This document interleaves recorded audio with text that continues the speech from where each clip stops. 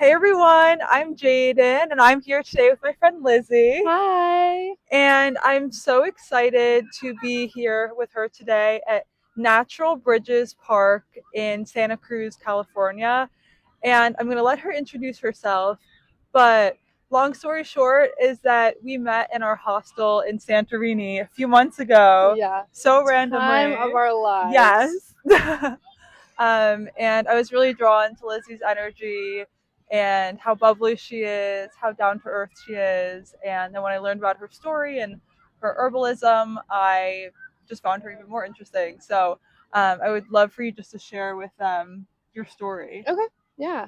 So I'm Lizzie. I'm born and raised in California, so I'm super excited to show Jaden like where I'm from and what I love to do.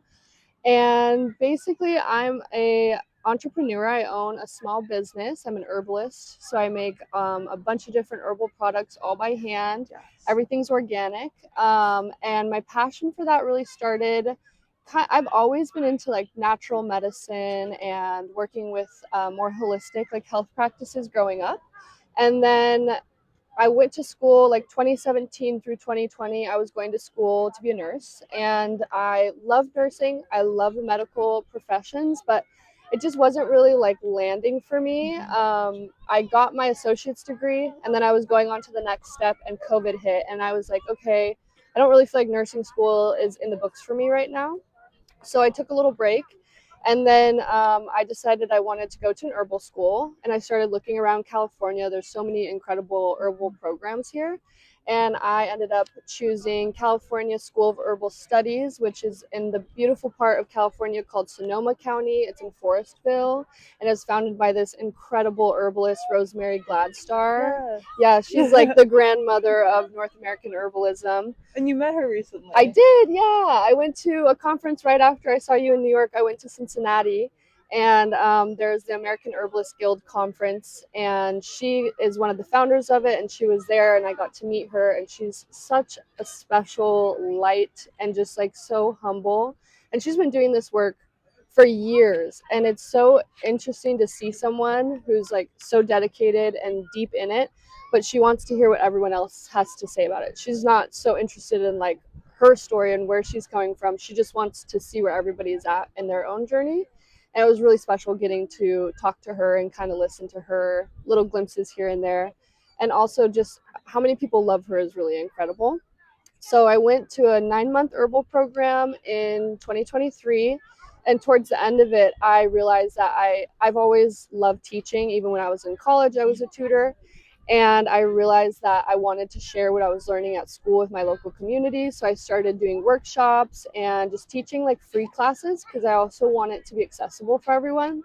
A huge passion of mine is wanting everyone to be their own herbalist in whatever way you feel comfortable. If you want to make herbal medicine, if you just want to know more about herbs, like I want to be that bridge for people. So that Yes. was a big part of me starting my business. My business is called Pluripotency. I The name was really fun for me because it was part of it came from my studies when I was doing undergrad to be a nurse. The word pluripotent is this biological term for stem cells, and pluri means all, potent means powerful. So when I was thinking about a name for my business, it took me quite a while, and then I realized pluripotent, that's perfect. And then I wanted to add on the pluripotency to add a little bit of like apothecary to that. Yeah, so my passion is just helping people learn more about nature and the natural world and the medicine that's out there, and how we can really nurture ourselves with nature. Thank you so much for that beautiful Yeah, introduction. thank you. Something I love about you is like your curiosity and your ability to give back and like how you were giving back to your community. But for you, like how have you built community along this journey for yourself? Like may it be online if you don't have people nearby, like Yeah, to help you since you transitioned from nursing and then into this. yeah, I would say definitely going to the herbal school was incredible because our whole cohort was all women, and that was really special to be learning about medicine in that space. I felt very held. And it was, I have lived in the town I've lived in for a very long time, and it was so special to go somewhere else and make like a Yes. really nice group of friends. and they were all we were all there just like curious about herbs and wanting to get started. And it was also very different pace coming from college where it's a little more competitive. You're all trying to get the best grade, to where when you went to herbal school, it was just like everyone was more concerned about helping everybody learn and like helping each other understand the material and really creating like a safe space. So it felt very much like, I always put it as herbal school to me felt like feminine energy, and then college felt like masculine energy. And I was in that kind of period of my life where I was looking to get some more feminine energy in. So that was really special. And then I started my Instagram, my Pluripotency business Instagram, and that started bringing a lot of community from all over, which is really cool, not just my local spot. And then now where I'm at locally, I would say like the classes, farmers markets, I do a lot of like in-person selling. That's brought me a lot, like more my people, I would say. I'm just Yeah. gonna put this on because it's a little hard to see right now. You are facing this one. It's a little hard to see right now. I want to talk more about branding and your journey with personal branding when you first started. Like I know Yeah. how you came up with your name, and I love that there's meaning behind the name. Thank you. But how has your brand changed over time? Might it be in social media or how you show up at farmers markets? Like, do you find that there's like a persona you put on, or it more so feels authentic to yourself? I would say it definitely feels authentic to myself, and I feel like I've almost found myself more through the journey of Mm-hmm. entrepreneurship, and this business is very much like who I am as a person. I love to give, I love to like show up for people, and I love to create a safe space for people. So I feel like in having a business that allows me to create that, I found myself a little bit more in that too. And when it first started, I had like a 5 year plan for my business from herbal school. I thought like in 5 years I'll have a running business. And then I ended up getting injured in the beginning of 2024. And then the business I was working for went bankrupt. So I had no job. And I wasn't wanting to go work for somebody else because I was like, I just got off crutches. I don't really know where I could work. I've never really worked in an office. And that seemed like the only safe space for me. So I was like, I might as well try to start my business. So I kind of felt like I haphazardly put it together, and I was just like, okay, we're gonna make what we know, slap a label on it. Like I realized how easy it is to like make a label, and I think yeah, Rose is like my plant ally. It's like the plant that always is there for me. So my original logo was just like a rose off of Canva and my name. And I was like, okay, this works for now. And then as time went on, I started finding people, and I've also been a birth worker. So I worked in, Yes, I yeah, remember that's something you mentioned when we first met. yeah, I Yeah. love birth work. And that's always something that's been like a passion of mine, but I also don't love like the having to be on call to be a birth worker. So I'm trying to figure that out with like how can I bring herbalism into it and be less of like a doula and Mm-hmm. more of support with like nourishing and that kind of thing. But one of my clients from the birth center, she makes logos, and so that's how we connected. And then I was like, okay, help me design a logo. And I was all over the place. And then I finally was like, okay, here are my 3 favorite plants. Please help me design something. And she killed it. The first thing she sent back, I'm like, okay. I was doing way too much with my initial ideas. So she really like brought that together for me. But I feel like it's a really beautiful thing of like my business and me are evolving together at the same time to like my most authentic self, and it's a really special experience to be having. Wow. Yeah. I love how at least I feel your authenticity come through in your videos when you're posting. And I definitely see that curiosity that I mentioned before coming through in all these videos when you're just sharing like the teas that you're making or sharing something like really nerdy about why you love what you're doing. Yeah. And I also admire how scrappy you were in this process. I think for anyone out there on this channel, it's really important to be scrappy and not judge where you are in your journey. Like for me, for instance, I'm just getting started with content creation. Got these off of Amazon. I love it. Just starting, seeing how it goes, how it feels is so important. But I also think that having mentors along the way is something that is very important, and that's something that I haven't yet found in content creation since it's so new to me. And I'm wondering for you, how did you find your mentors or people that you are inspired by? Yeah, so I would say online has been the way that I found like the most people I'm inspired by. There's one herbalist that I've followed for years. She's incredible. Organic Olivia. She has a really good podcast. She's incredible. I love her. She Yes. shares such good information. She's actually based out of New York. Oh, Yeah, let's she's meet her. we should. She does in-person events. You would love her. She's incredible. And just like her journey and the way she got into it and how she's healed herself and just gives people also the power to heal themselves is really really motivating for me. And I've actually also had a hard time finding like a mentor in the sense of another herbalist locally. There's some people, but it just has never like clicked for me to work with them. And I feel like, especially with something like a small business and then something that's very like from your heart, you need to be very aligned with someone. But I will say the small business community where I live, they're incredible. Like everyone has kind of held me up and encouraged me. A lot of local stores carry my product and love my product, and they're all very encouraging. So I found a lot of support pillars, but I'm also still I would love a mentor. I would love somebody. Open call. Yeah, if anyone wants to be our mentors. Yeah, but it's it's just like you got to find the right person.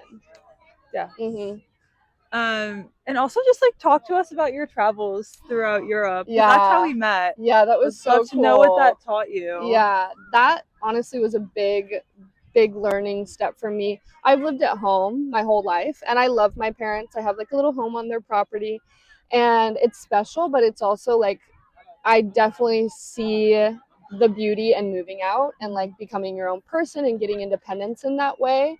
And honestly, traveling was the first time where I'm like, oh, I get the concept of like why you should leave home.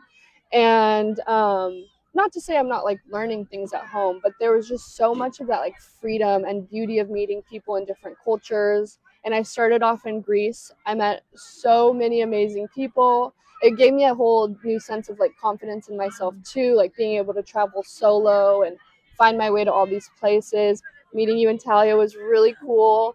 I got to spend like the last couple days of their best friend trip together, and that was just Our really, new friend. I love it. It's so like sweet to be brought in by you two, and just like I just felt I didn't feel like, oh, I'm like a little third wheel over here. I just felt instantly included, and I really appreciate you guys for that. That was really special. And it's just like everywhere I went on my trip, it was so all the like serendipitous things that would happen, the people I met, it was so unreal and special. And also very cool to see the different like herbs that are local to these spots and like how they're used there, how some of the plants that I work with here that are not native but I love them, they do come from certain places in Europe. And so that was really cool of like seeing plants in their native communities. I would get so excited. I'm like, what is this plant? Like I know I've seen it somewhere, and then seeing it where it's meant to grow is really really cool.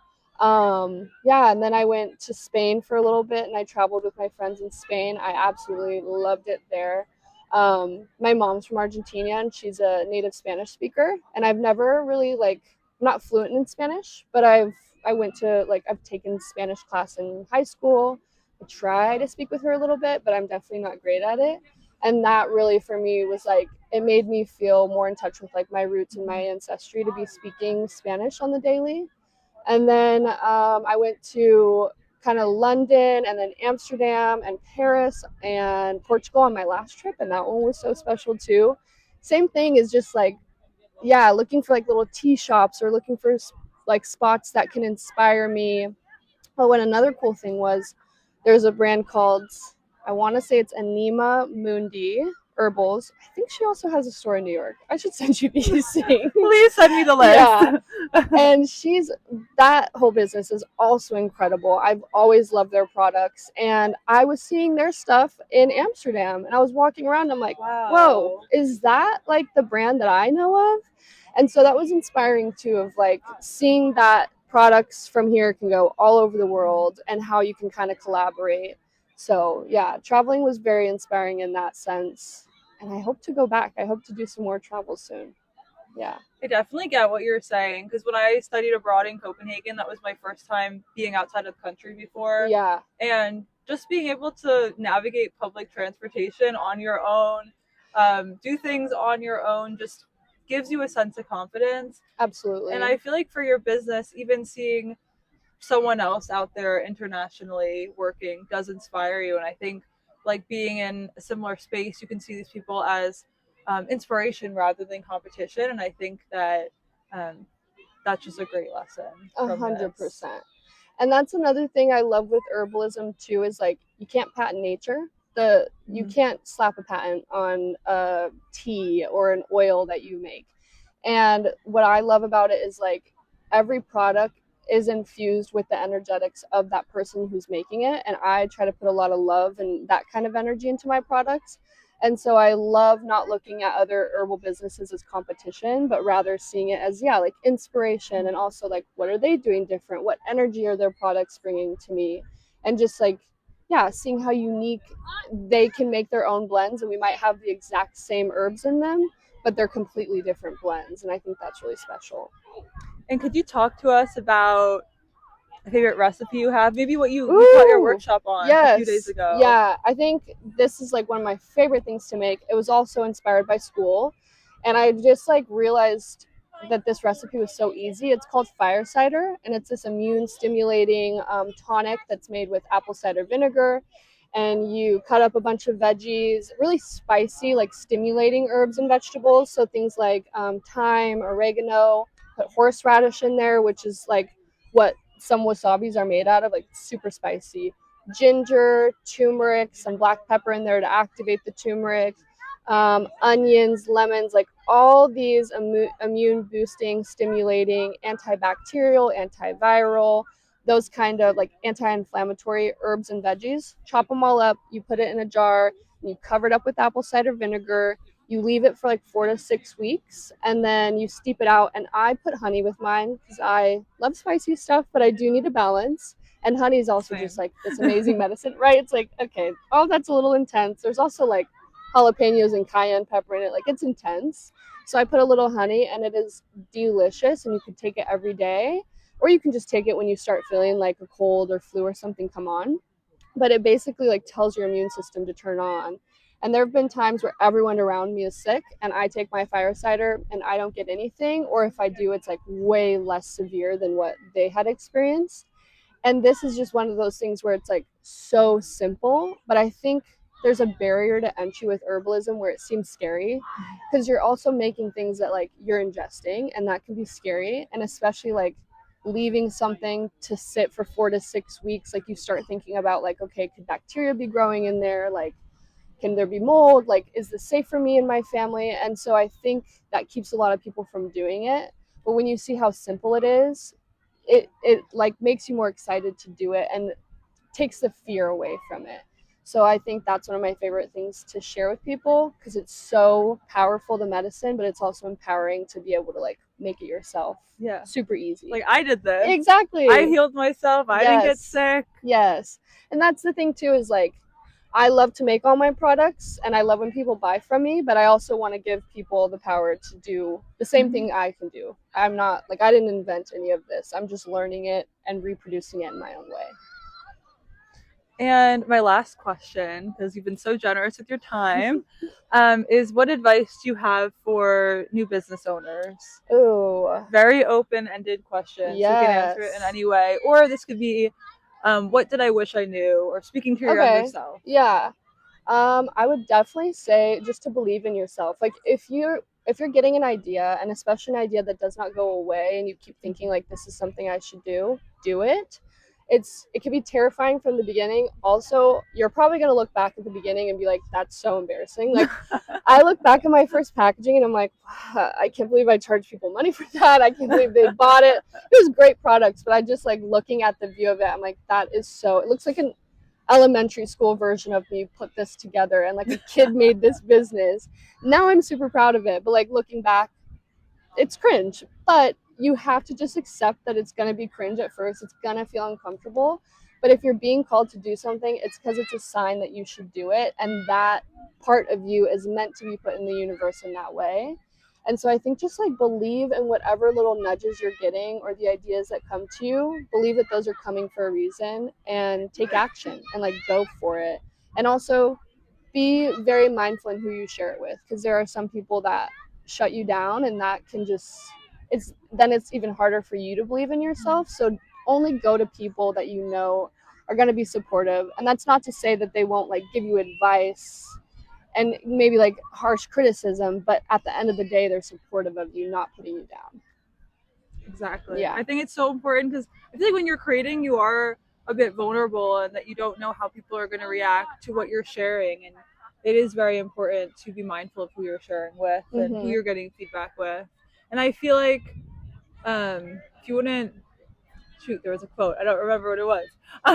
But it's like if you wouldn't ask them for their advice, like don't take it. Yes, Do yes. you know the quote? Yeah, it's Okay. something like if you don't want the life they're living, or like you don't want to be in their shoes, don't ask for their advice, kind of Yes, thing. yes, Yeah, yeah. exactly. I totally agree. So please follow her business right here in this Please, space. I'd love it. Any new products coming out they should know of? Ooh, yes, I'm finally starting tincturing. I have been really avoidant of making tinctures because it's something that takes 4 to 6 weeks, and then you have to strain it, and it's a little bit more intensive of a process than me blending teas. So this is my 3rd year in business, and I'm finally coming out with an organic tincture line. I just picked up my organic alcohol, and now I'm like trying to pick out the first couple herbs. So in about 2 months, I'll have a tincture line out. And what's tincture? Oh, sorry. That too. I sometimes assume that everyone knows what I'm saying. It's all good. And I'm saying random words. So a tincture is an alcohol-based medicine where alcohol is the solvent, and then you're putting the herbs in there. You let them steep for about 4 to 6 weeks, and then it's a super strong plant medicine with the constituents that are pulled out from the plant from alcohol being the one doing like the pulling out, if that makes sense. And then the way you usually take a tincture is it's like in a I'll probably do like 2 ounce droppers, and then you do like a dropper full in a glass of water or with a tea or something like that. And it's just a really good way to get potent medicine in. So it's like a small amount. Yes, yeah. And it's like, I don't know if this is 100% correct, but like the way I think of it is like a cup of tea with a tea bag would be similar to like a dropper full in a cup. So it's like 15 drops or a tea bag, but it's kind of going to get you the same medicine. Thank you so much for coming on and sharing your story and inspiring everyone. I'm so grateful for you. Me too. Thank you. This is so awesome. I love what you're doing. I think this is super cool, and I'm proud of you for going after your passion. Thank you so much. Yeah. Okay, until